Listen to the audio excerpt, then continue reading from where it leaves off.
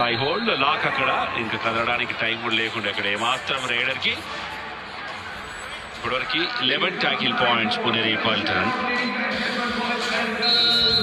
ఈ రోజు జరగబోయేటువంటి third match Gujarat Jains versus Tamil Thalaivas Arjun Deshwal versus Shardula మధ్య బిగ్ బ్యాటిల్ ఉంటుంది. Don't miss. టింగ్ టింగ్, మీకోసం ఒక పండుగ ఆఫర్ ఉంది. క్యూఆర్ కోడ్ స్కాన్ చేసి యూపీఐ పిన్ వేయండి. 10,000 మీ బ్యాంక్ అకౌంట్ లోకి వస్తాయి. పిన్ వేస్తే డబ్బులు పట్టని రావు, చట్టని మాయమవుతాయి. నేను తెలివి తక్కువ వాడిని కాను. చప్పట్లు. యూపీఐ చెప్తుంది యూపీఐ పిన్ డబ్బులు పంపడానికి కావాలి కానీ డబ్బులు తీసుకోవడానికి కాదు. ఈ విషయం గుర్తుంచుకోండి. చెప్పండి, నేను తెలివి తక్కువని కాను.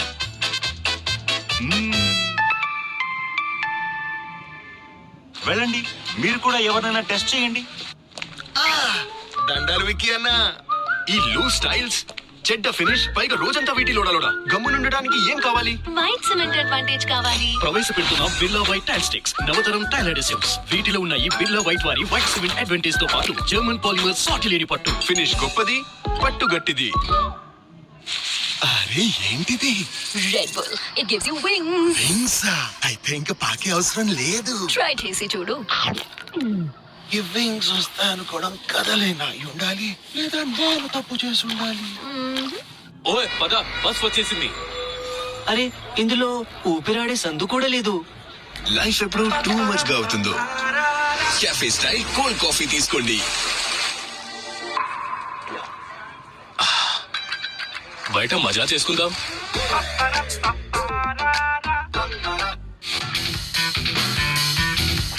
ఈ రోజు మరి third match Gujarat Jains versus Tamil Thalaivas మధ్య ఉంటుంది.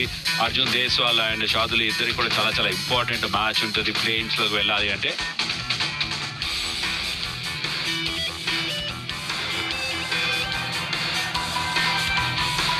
BG max, BG electric scooter, ఈ స్టైలిష్ ఈ స్కూటర్ మీకు కావాలి అంటే మీరు కూడా విగాస్ షోరూమ్ వెళ్ళండి అండ్ టెస్ట్ డ్రైవ్ చేయండి.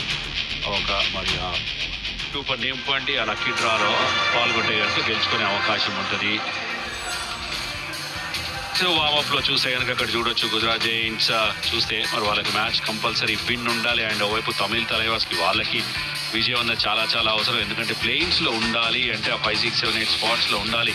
ముందరికి వెళ్ళాలి అంటే ఇక్కడ నుంచి ఖచ్చితంగా మ్యాచ్లు గెలవడం అవసరం ఏ టీం కైనా కూడా. అందుకే ప్రతిరోజు ఇక్కడ నుంచి మ్యాచ్ అనేది చాలా చాలా ఇంపార్టెంట్ ప్రతి టీం కూడా.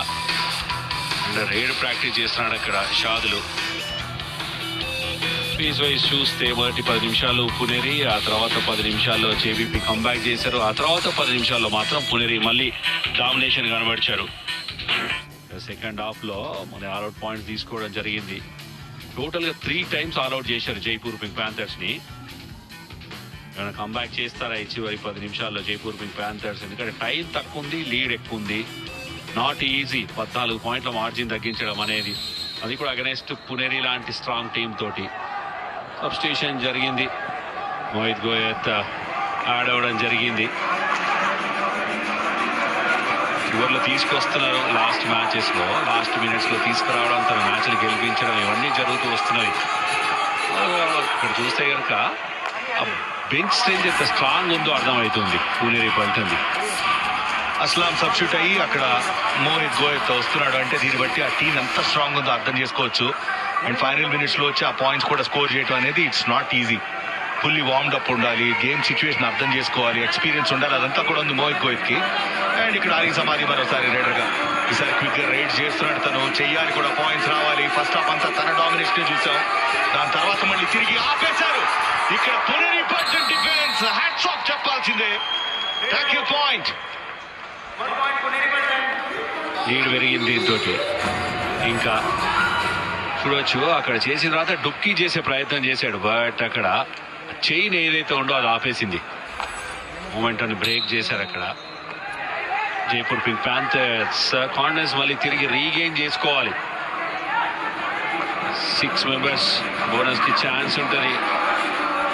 Aditya Shinde already 5 or 8 points తోటి ఉన్నాడు. చూడొచ్చు బాక్ లైన్ పైనే డిఫెన్స్ అంతా ఉంది. రెజా లెఫ్ట్ కవర్ లో నుంచి యాక్షన్ జరుగుతుంది, టీజ్ చేస్తున్నాడు, తను అటెంప్ట్ చేయట్లేదు.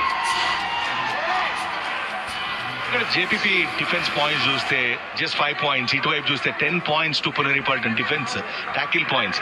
సో దీన్ని బట్టి ఆ డిఫెన్స్ కాస్త బెటర్ అవ్వాలి. ఆపోజిట్ టీమ్ లో రైడర్స్ ని బట్టి కూడా ఉంటుంది.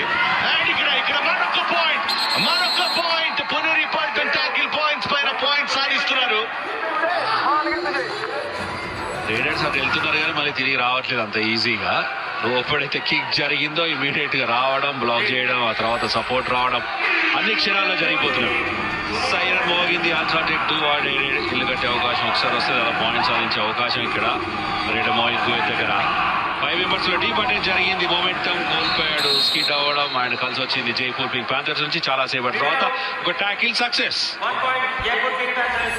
మచ్ నీడెడ్ పాయింట్ ఇది, టాకిల్ పాయింట్. అండ్ అక్కడ పర్ఫెక్ట్ యాంకిల్ హోల్డ్, వెళుతున్నటువంటి రైడర్ ని పర్ఫెక్ట్ గా యాంకిల్ హోల్డ్ చేశారు. అండ్ కాస్త కాన్ఫిడెన్స్ వస్తుంది డిఫెన్సివ్ యూనిట్ లో జేపీపీకి.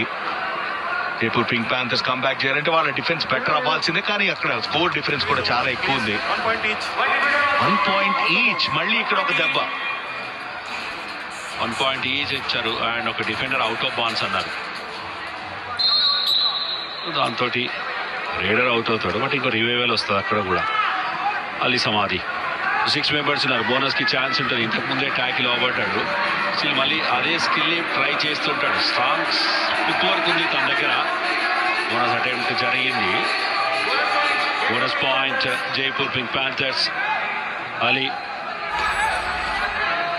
Quick bonus